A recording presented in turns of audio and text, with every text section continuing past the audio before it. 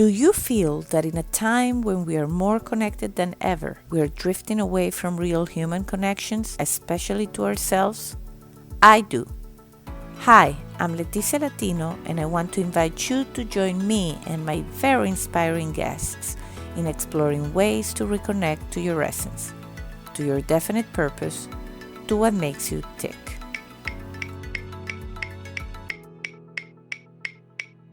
Are you ready?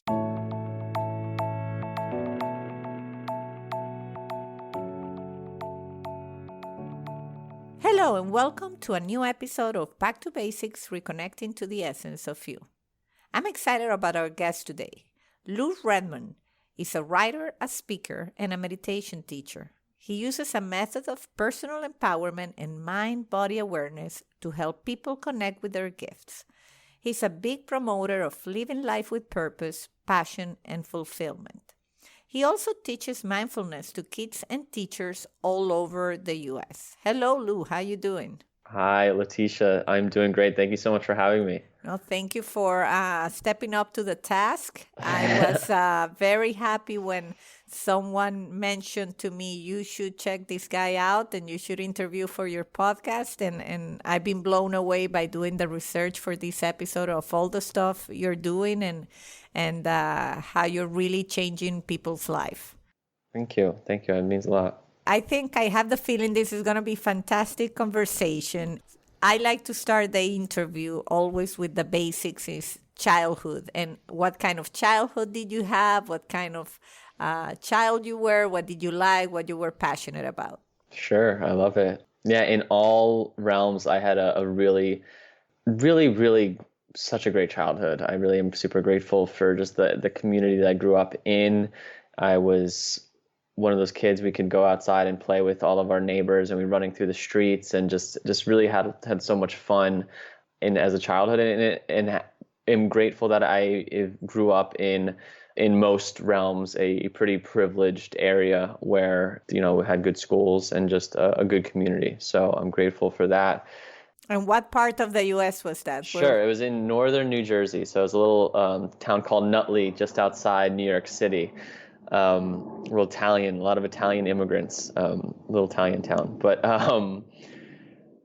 I was always a competitive sports person. So from a very young age, I was always about sports and being fast, and really saw a lot of my early passion for now what I do now, and seeing that fire really at a young age, really believing in myself of becoming some sort of professional athlete, whether it was really baseball or basketball. It was one of those two when I was playing as a young kid. And really, I've talked about this before. I have these very vivid memories of being a 7-year-old and being in my backyard and like visualizing this, being in Yankee Stadium and seeing just a sea of people, and it being game 7, like full count, 9th inning. And I would put myself in that situation, like as a little kid, like, see myself hitting like the game-winning home run and going around and like embodying that, like that energy of that experience. Yeah, was really talented naturally at really things that I did, but excelled definitely at basketball as I got a little older. But I got into high school and I started kind of moving in a little bit of a different, started seeing where I took a different path, so to speak. I knew that I wanted to follow my heart, and I was always encouraged to do so. But in high school, it wasn't like something got changed really fast. It was like a slow process, at least at the beginning. And I kind of started getting more involved in, I had some things happen my freshman year of high school that made me feel like I didn't fit in. And with really no understanding of how to deal with an emotion like that, I started to like drink, and that gave me that feeling of connection and with people. And I've always had a long line of alcoholics on my father's side, and I definitely saw my love of drinking early on at 15 years old, and kind of started to veer not away from sports. I was still, focused on it, but I started to not be as focused and kind of care more about whether we were drinking after a basketball game, then I started to care about the basketball game itself. And I could see that was really where I started to slowly go down this other path. And I got really good at golf at one point, and that was like my passion. Now I go all in on things, and I was super into golf.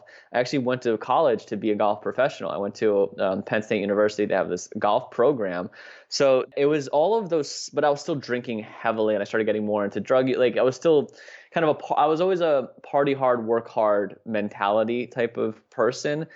But I still see that thread of wanting to follow something that I love doing, right? I wanted to go to school because I was passionate about golf at the time. So like I was always encouraged to follow that, which I'm really grateful for.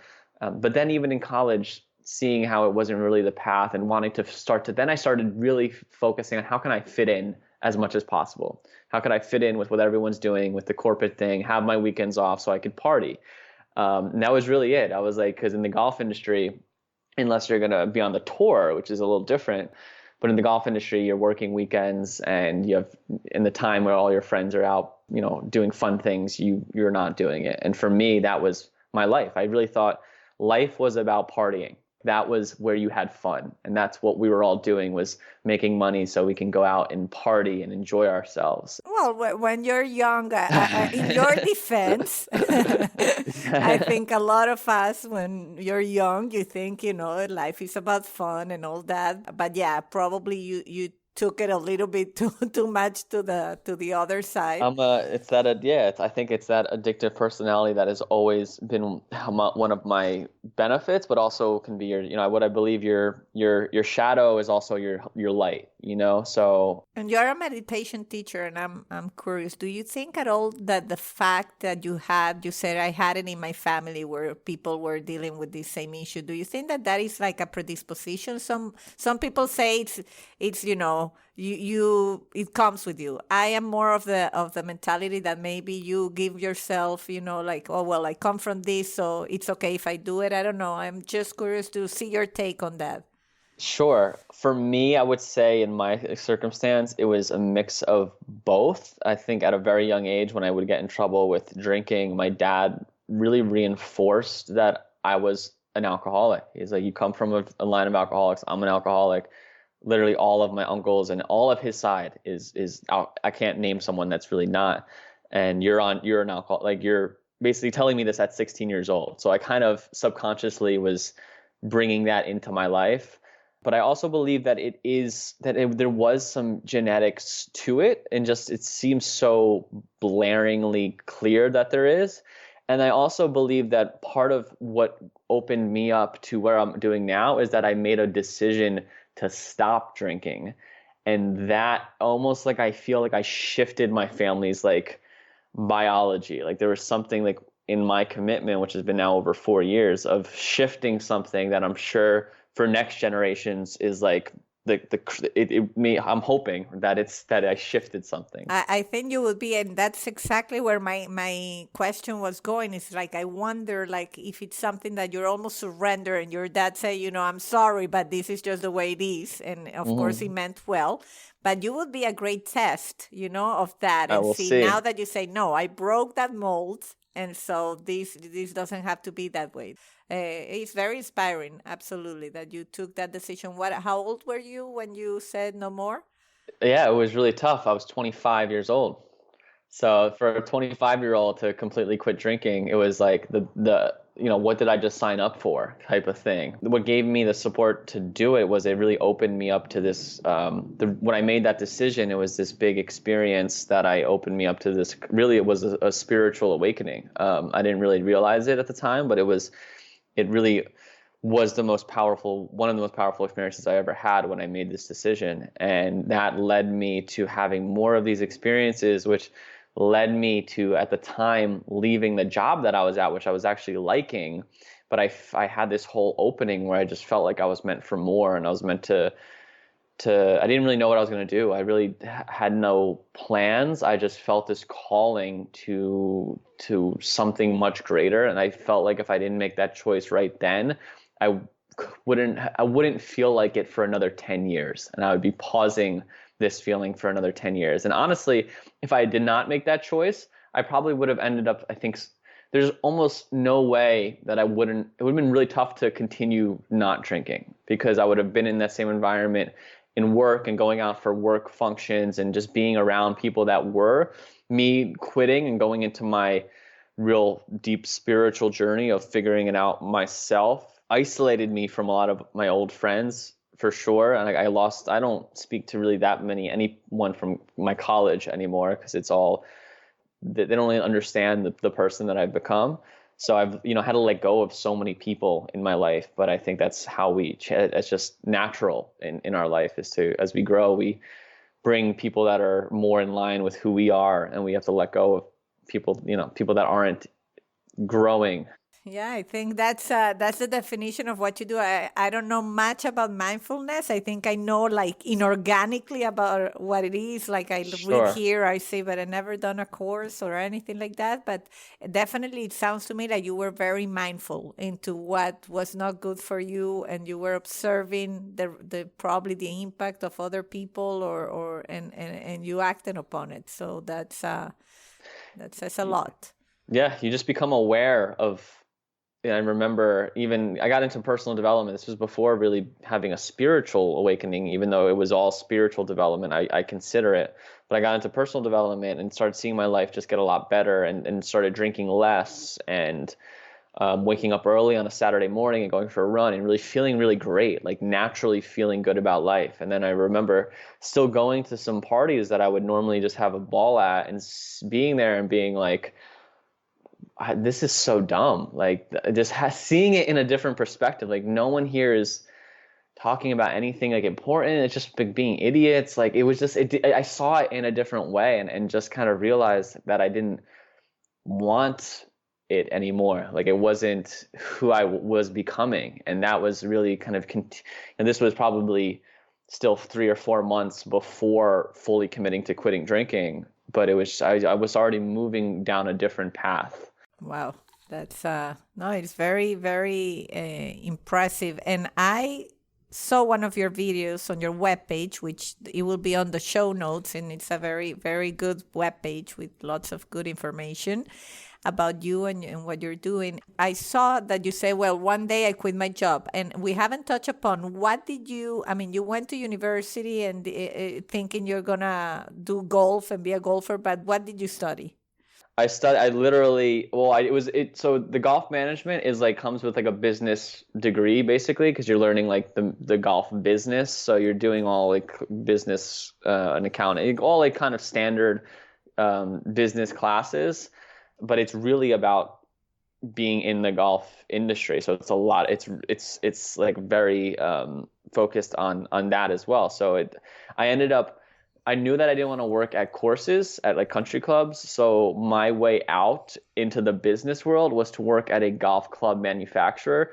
And that's how I ended up in San Diego, because a lot of the big golf club manufacturers are all out in San Diego. So I got an internship right out of college for a company, and I worked there, got full time. And then through my personal development, I actually made a big switch into a marketing role. I was doing like credit. I just jumped into whatever was there, but I ended up getting a promotion to like a marketing coordinator at the company. And I was doing very well in my job, and I was liking, I had a really great environment to work in. We would wear sandals and shorts to work. Like, it was very San Diego Mm-hmm. relaxed, and it was fun. It was Sounds a really fun. great, yeah, it was a great company to work for. And I think one of the biggest misconceptions in my story is that I hated my job and I quit. It was just not, it wasn't that. It was like I just had a calling to something so much bigger than what I was doing. And it was like, Yeah, but that's why your story is even more powerful, because you normally hear this story and say, I hated my job. And that's a right. big, and I didn't get that neither from the video I watched. I got the,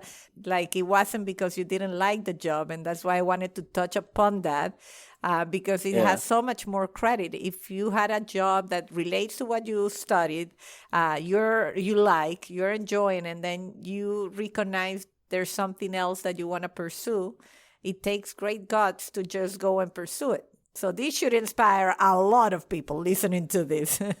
Yeah, and I always say with that, in the more guts you, I guess, can take out of it, the more you'll be supported. And we can't see the net before we jump. Someone just told me about, I can't remember if I've seen it, but I looked at the clip. Someone told me about like the Indiana Jones film where he steps off of the ledge and he doesn't see that there's like a net or a support under it. And that's what I found is by stepping so drastically off of the ledge, I've been supported every step of the way. And that support comes in ways that you'll never expect it. And you can't like logically say, well, it'll feel like the right time when I have this ducks in order and this thing ready and I have this amount of money in the bank. If there's anyone that's proof that you don't have to I'm not saying to not have that, and then that's great if like that's your path.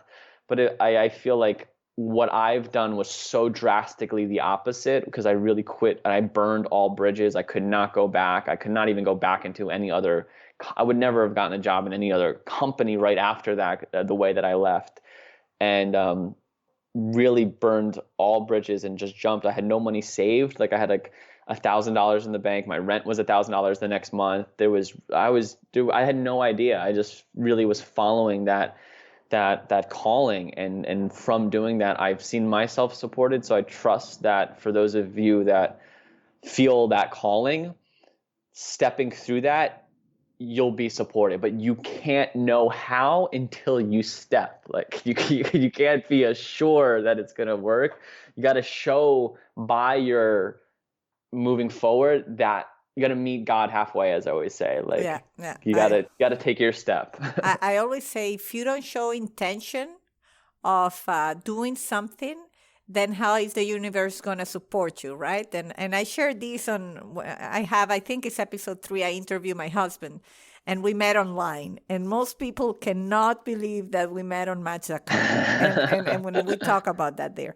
But why? Because, he's a good-looking guy, professional. I'm not, I would think, that bad myself, professional. And people say, why would you be going online? And I always say, if I didn't put it out there to the universe that I was serious, I was taking risk about finding someone, never did I think I was going to find it in Match.com. That's the truth. But just going through that motion, yes, for sure. going through that motion of putting yourself out there. That's it. And doing it, and then the incredible happened. Now I have 2 kids with a guy I met online. So and so for myself and my own experience, I totally agree with you. And that you just have to do it is just sometimes it's so hard, but it's so empowering, right? Because once you do it, they say nothing can scare me anymore. No, exactly. Putting yourself out there is literally, that's it, in whatever way that is for you, right? Could mean so many different things. What putting yourself out there means. Absolutely. Now, going back to that, you had a moment where you say, this is it, I'm going to quit. Was there one particular thing that you can share, or was just the calling that was so strong and you said, I'm going to quit my job and I'm going to move on? With the drinking and your whole situation? It's a really long story. And I don't know, I'm sure if you were on my website, you saw, but it is the story that I wrote a book on. So I wrote a whole book on this whole story. So to give you like the quick, like the reason calling, it felt like the biggest thing I think is that I knew that I wouldn't feel like this always, and it was like a now or never type of feeling. Like it was like it has to be right now, this day, this way. And honestly, at the beginning, I thought I was just going to join the Peace Corps. Like I just had this just love inside of me, and I felt like I went to work. You know what it was? It was the week after January break, so basically after Christmas break. So it was like January 4th, I went to work, and it was the first day everyone was getting back from their New Year's and Christmas, and I had just had all of these experiences, and for some reason, I had like a thought of possibly quitting, like, and that came to me like the night before from another separate story that I won't go into, but I had this thought of possibly quitting, but I was like, let me go to work, and I feel so good right now. I'm just going to share this love with everyone at my company. I'm just going to like connect with people, and it's going to be great. And I get to work, and everyone's just like miserable. And I'm just looking around, and I'm seeing things in a new light. And I'm seeing that there's no one in the company that I want to be. Like, there's no one in there that I thought I wanted to maybe be like the CEO, and I liked him, but there was like still no one's job that I wanted. And then I looked at everyone and no one seemed happy. And I don't know if it was just because I got, getting back from a long break, and there was just a disconnect. And then there was a few things that happened that day when I'm like sitting in meetings with like my managers, and he starts talking about cocaine and ecstasy, like, and they've never talked about this stuff ever. They talk about, we're throwing this party for like an event, and he starts mentioning this kind of, jokingly, but it was just like, I had just committed to completely stop drinking. I just committed 2 days ago. I was like, it doesn't feel like my place anymore. So that gave me a little bit more fire. But I still didn't know if I was going to quit when I left that day. My way was quitting was I was going to completely cut all bridges. No 2-week notice. I had to just like jump because no one would have understand. And no one did. Everyone thought I actually went crazy. I actually left handwritten notes to 3 people before leaving work that day because I wanted to try and explain myself, but I knew there was no way that I could explain myself. So I left it under my computer, still not knowing if I was going to quit. I had a way out because I would have came home, but I contemplated it all that same night. And I just kept feeling, I had no idea what the answer was, but I just kept feeling like, I'm not going to feel like this. And if I don't do this now, it's going to be 10 years, and maybe I'll feel like this again 10 years from now. And then I woke up, I ended up receiving a text from a friend that night. I was just like, you know what, I'm just going to go to sleep, and I'll wake up at 5 a.m. and I'm just going to see how I feel in the morning. I go to sleep. I ended up getting a text from a friend who had done something similar. I literally wake up at 3 a.m. on the dot, and I wake up early. I see this text from him. It gives me this jolt of energy of like, wow, maybe I'm not crazy. Maybe maybe this is something. I get up, I start my morning going, and then I'm like, okay, I think I can do this. I ended up calling my parents, telling them what I'm going to do, and somehow got through that conversation. I mean, they have no idea. Like, I had just gotten a promotion at work. I had just won the best employee award, like, at my company. I was crushing it at work. I tell them what's going on and what I experienced, and somehow get off of that call with still enough enthusiasm to continue forward. And then I start writing this email to my entire company, not just to like one person. I write an email to my entire company explaining how I found this. I'm explaining what happened. I remember I started the email with a Mark Twain quote. It was, the 2 most important days in your life are the day that you were born and the day you find out why. And I had continued on, was like, the latter came, where I really figured out, I thought I found out why I was born, which I really didn't know, but I knew that it was bigger than this. And I wrote this long, heartfelt email thanking everyone for my time there, just putting like all of me into it. I was crying while I was writing, like everything was coming out while I was writing this. And then I ended up, remember, I hit send, sent the email to my entire company. And then I go on airplane mode from my phone to just like, because I'm sure I was going to get contact, and I just basking this experience. And it was like one of the highest experiences. And I've taken a lot of drugs, and it was higher than any sort of drug that you could take. I just felt so aligned, and like this was it. Like, it felt so right. And I remember I went outside, I started journaling about it. And then just 45 minutes later, I look over and there's 5 police officers at my gate, and they're coming in, and I'm like, oh my gosh, is this has something to do with me? Like what's going on? And they come in and they're like, are you the person that's writing emails talking about some higher calling?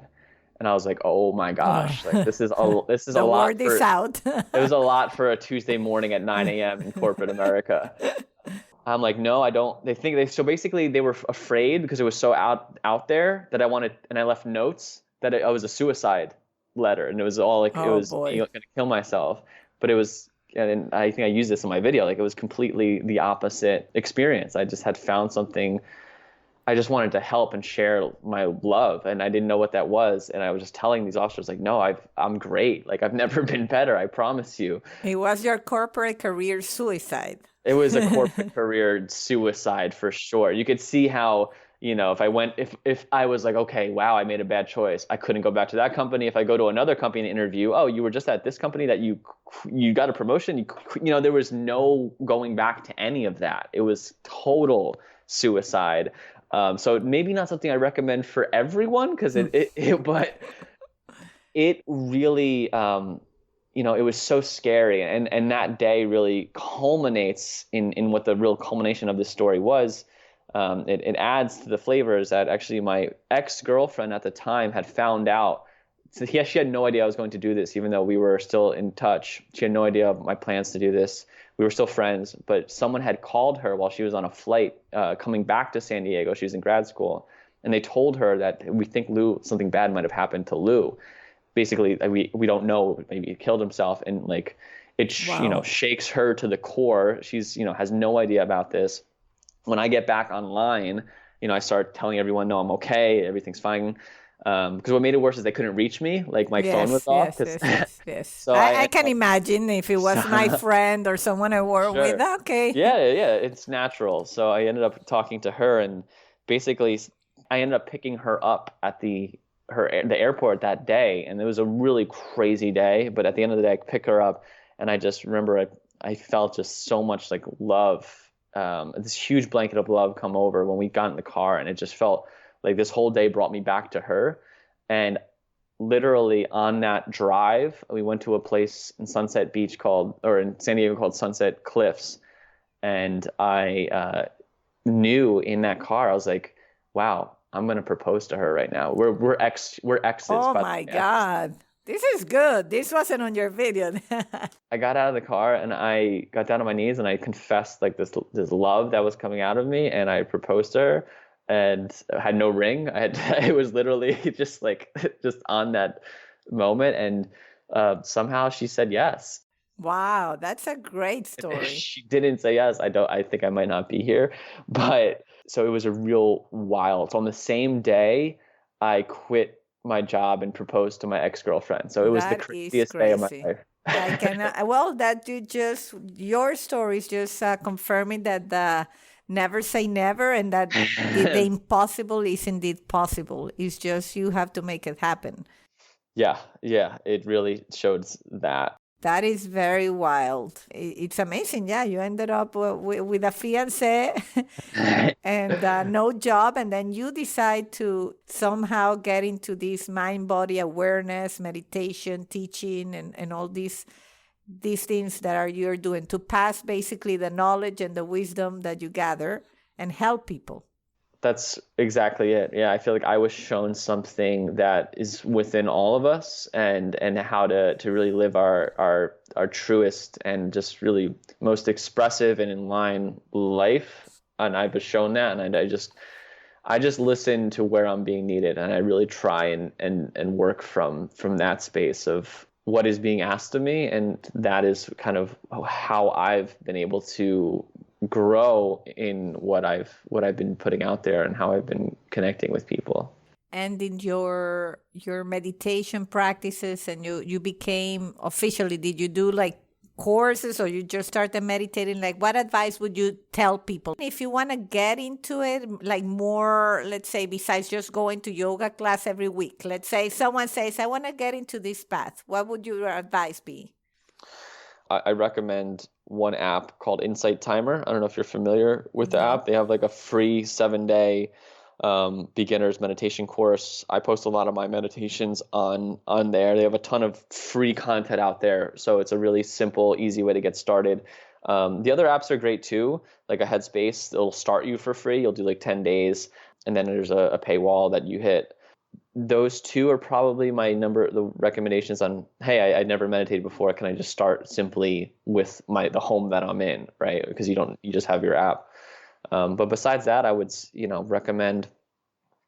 It's funny. I actually started on like Deepak and Oprah's like 21-day challenge. I think it was back. They used to do it like around November I think they might still do it. I don't even know. With this stuff, it's really about finding people and teachers that resonate with something in you. Like there's not one person, there's not one path, there's not one thing. It's like it's such an organic journey that is true to you that it's almost impossible for me to say like, hey, do this and this is how you should start. It's almost like if this is calling you to start meditating, if you're putting that intention out, you'll find that, I'm sure, maybe look up online, you find a local meditation, try some things out. Go, this group is having a meditation. Go see if it connects with you.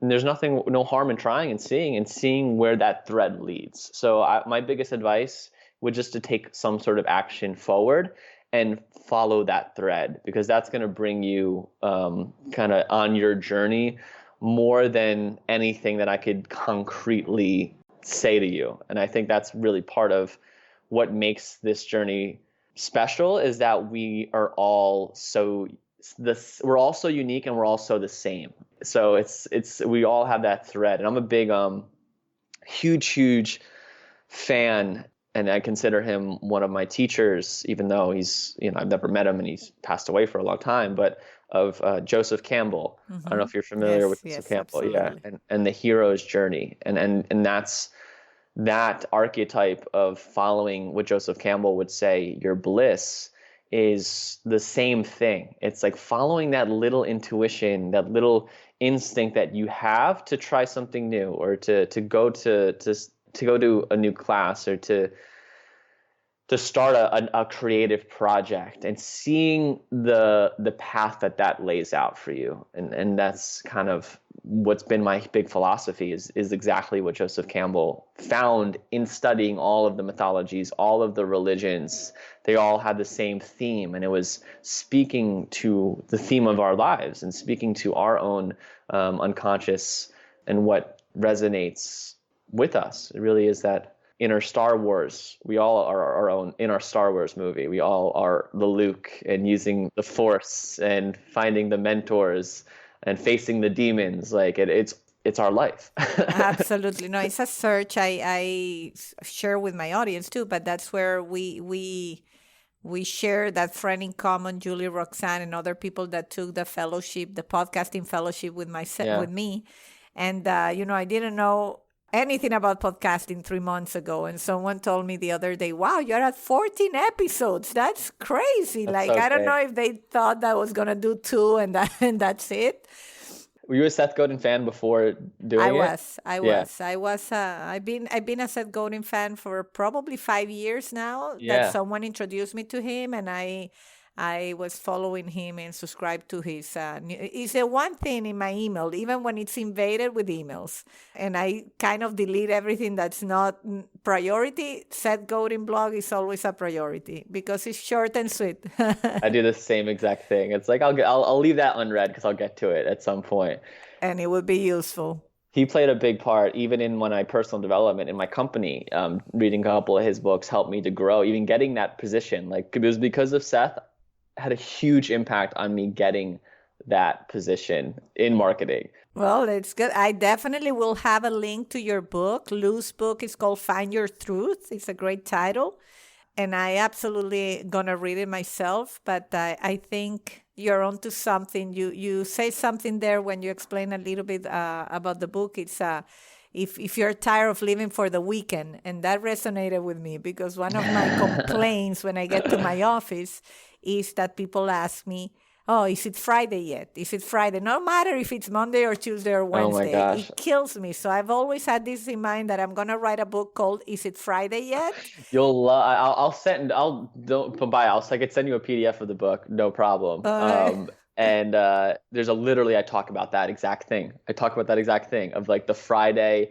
Everyone's always, that's like the holy grail of. It's crazy. And then the weekend comes, and it's not like they do like something like so amazing. I don't know. Then they're during the weekend, they're complaining that it's Saturday. Now they only have Sunday left. Right. And so it's to me, that's a very scary way of living. I like my Mondays. I like the idea that I have the full day ahead of me and the full week ahead of me. Yeah. What I don't like is waking up early. That's when I try to think about what makes me miserable, if that such a word exists for me in my day to day, is that feeling that you don't get enough sleep. Totally. Right? And I think a lot of people can relate to that. And then when you have kids and you cannot play hooky, when you don't, you can say, when you don't have kids, you say, maybe I'll snooze for 20 minutes and then I'll go on. This has been great. Before we close, there's 2 things I want to ask. I want to ask about your retreat, because I think that's fantastic, and a lot of people listening to this might be interested. Sure, yeah. So tell us about that. So we are doing a retreat in Yosemite. It is a backpacking retreat this July. We're doing it, me and Kelly, who I just told you about, that we are still actually in fiance mode. It's been 4 years. We do Okay. things differently. One day it will resonate with you that it's time to get married. Hey, it's just late, yeah. But with also Julie Roxanne, who connected us, and her fiance, Alistair, we were doing this retreat together, and it's a 10-day, so 10 days, about 5 days of backpacking through the backcountry of Yosemite, so places that no one really goes. Julie Roxanne and Alistair are skilled backpackers, so I'm super excited to explore that terrain. We'll be practicing different sorts of meditations and mindfulness practices throughout the day, yoga practices, and also Julie Roxanne is actually preparing a plant-based diet throughout, and we're all going to learn how to kind of make our own food, which is really cool. Really, it's teaching you the art of living on your own and surviving in the wilderness on your own, which is, I think, something that you don't really find it's tough to find that, right? It's tough to go on a retreat where you're going to learn how do I survive on my own, and the group and the community that's already coming is just, makes it so powerful. And we've all had huge influences in powerful conversations with groups on retreats and in different settings, all of us in our story, and creating that space to connect and allow people to share and really get deeper than what most people are used to talking about. And that just, it's all going to, I know, create a just really powerful experience. So if that resonates with anyone out there, please do consider it at least, and maybe have a conversation with one of us about it. Yeah, well, it does resonate with me and my husband. I told him, if you find someone that wants to adopt 2 small kids for 10 days, let me know. But no, I would totally be on that. And I think it's a great initiative to be close to nature, learn something new, get out of comfort zones, and just meet great people. So absolutely, all the information will be on the show notes. And then the last question is, and I always end like this, is, do you know, I'm sure you do probably, what makes you tick? Yeah, I do. What makes me tick is the connection I feel to whatever you want to call your higher power, whether it's God, the universe, love, source energy, your highest self, whatever. If you prescribe to that connection, for me, is my North Star and my guiding light. Well, Lou, I cannot tell you how great this conversation has been. Thanks for saying yes. I'm a fan. You're doing great work, and I'm very impressed by your journey. Thank you so much for having me, Leticia. This was so much fun. Thank you, Lou. Thank you. And until the next time.